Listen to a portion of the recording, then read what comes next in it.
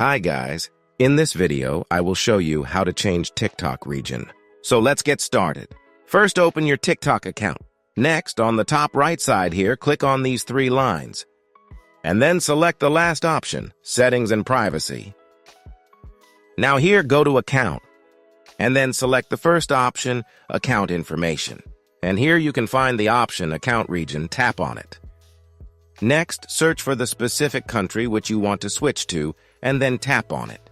But as you can see, to change your region in this way, you need to be in that region for at least 60 days.